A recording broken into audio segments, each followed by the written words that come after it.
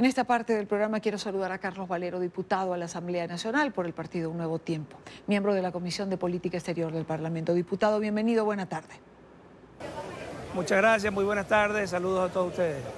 Lo primero que le quisiera preguntar es, ¿qué encontró usted en la isla? ¿Cuál fue el panorama con el que usted se topó cuando llegó?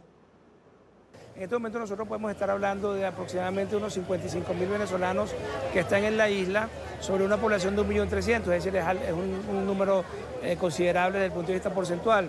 Estamos hablando de más de 9.000 solicitudes de asilo ante ACNUR. De esas solicitudes de asilo, una vez que son aprobadas, como no hay una legislación que de alguna manera le permita a esos venezolanos integrarse a la isla, al gobierno, a la sociedad trinitaria, lo que ocurre es que les aprueban las solicitudes de asilo y quedan como una especie de limbo. Únicamente van una vez cada 45 días a firmar un libro de control en las oficinas migratorias, pero no tienen derecho a trabajar, no tienen derecho a la salud, sus hijos no tienen derecho absolutamente a nada, no tienen derecho a los servicios. Entonces, ¿qué es lo que ocurre? Por ejemplo, cosas como esta, más de 400 niños que no tienen acceso a la educación formal.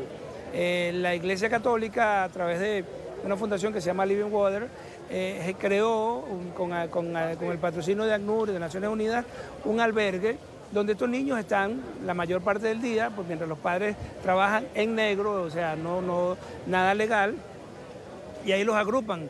Los niños de 4 a 7 años en un salón, de 6, 7 años y medio a 9, y reciben formación en inglés, formación en algunos valores, pero no hay ningún tipo de escolaridad que soporte a esos niños, con lo cual están perdiendo su vida útil escolar y eso es muy grave.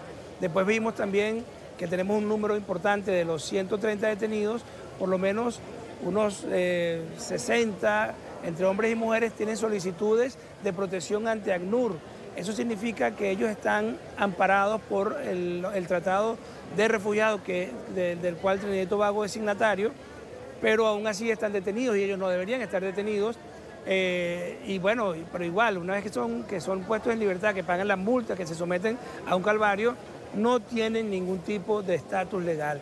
O sea, lo que está ocurriendo con los venezolanos en la isla es completamente terrible y yo estoy convencido que esto ocurre por la relación que hay entre el gobierno, entre Maduro y el primer ministro de Trinidad, que tienen una especie de acuerdo secreto en tema de gas y que eso priva todo hacia abajo. Así como en algún momento se llegó a hablar en África de los diamantes, de los diamantes de sangre, cuando se hablaba de la explotación del oro, de las piedras preciosas por parte de grupos. Bueno, aquí podemos hablar de la crisis migratoria del gas, es decir, gracias a que hay ese convenio, entre comillas, bueno, los venezolanos no importan en absoluto. Hablemos de estos 130 venezolanos que usted menciona que se encuentran detenidos. ¿A qué se enfrentan en términos judiciales? Jurídicamente se enfrentan básicamente a delitos migratorios. Ellos deberían tener asistencia consular y asistencia legal de la embajada, no se la dan. Entonces algunas ONG, algunos abogados de buena voluntad van a la cárcel y entonces le prestan asistencia, pero por supuesto eso es muy precario. Me narró una de las señoras detenidas que había llegado en días anteriores, una chilena que tuvo problemas migratorios, la detuvieron, llegó un miércoles, el viernes estaba el personal de la embajada y el lunes esa señora de Chile estaba fuera de las cárceles porque la embajada se ocupa de esos problemas, pero desafortunadamente el consulado y la embajada venezolana no se ocupan absolutamente de estos temas. Igual tenemos unos detenidos en la prisión de máxima seguridad que están cumpliendo condenas mucho más largas y es exactamente lo mismo, no hay atención consular. Ahora, en su estadía en Trinidad y Tobago, ¿pudo reunirse con alguna de las autoridades de gobierno? Lo logramos, desafortunadamente el gobierno no tuvo tiempo de recibirnos, aún así fuimos a la prisión de IDC y logramos conversar con varios venezolanos. Sin embargo, nos reunimos con miembros de la oposición, del Parlamento, nos reunimos con miembros de las ONG, con personal diplomático, con venezolanos que están allá en situación de refugio, pero no hablamos con el gobierno, aun cuando podemos decir que las reuniones con miembros del Parlamento son reuniones oficiales, ¿no? Claro.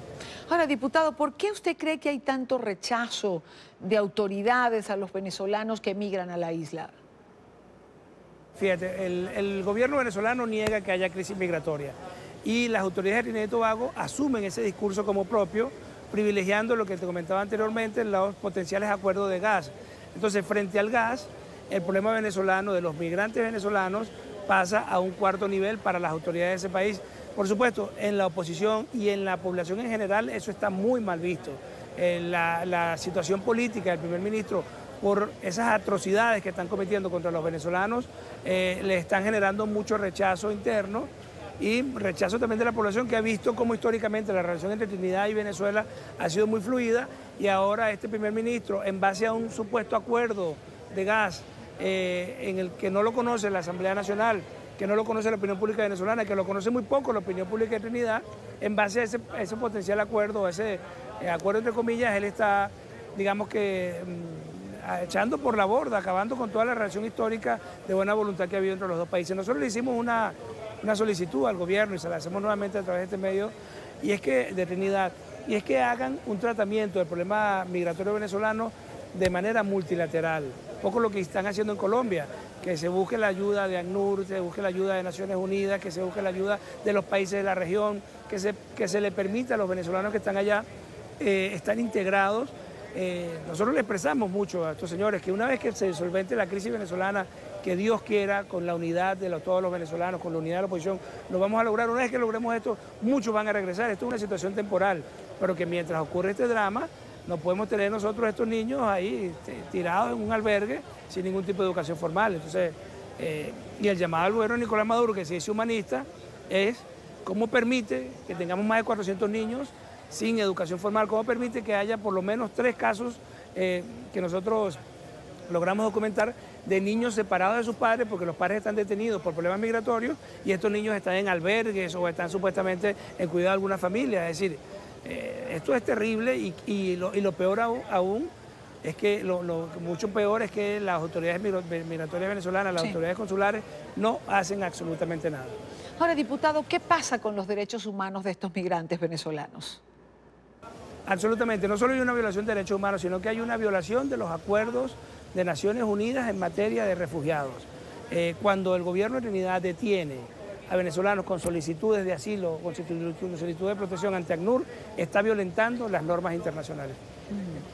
Organizaciones como Human Rights Watch, por ejemplo, han hecho un llamado a las autoridades del Caribe para que atiendan a los venezolanos, pero en estas islas, Trinidad y Tobago, Aruba, Curazao, deberían también recordar que la economía de estas islas floreció bajo el turismo de Venezuela años atrás. A ratos uno se pregunta, ¿lo han olvidado?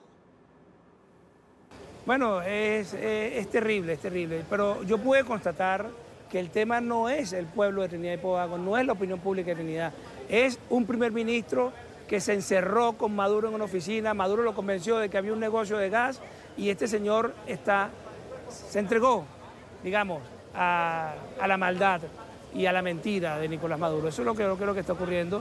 Y desafortunadamente, por eso es que tenemos que aumentar la presión de la denuncia, tenemos que aumentar la presión ante los organismos multilaterales. Nosotros hemos dirigido una comunicación a Eduardo Erstein, alto comisionado de Naciones Unidas para los refugiados, precisamente para que este tema sea atendido con prioridad.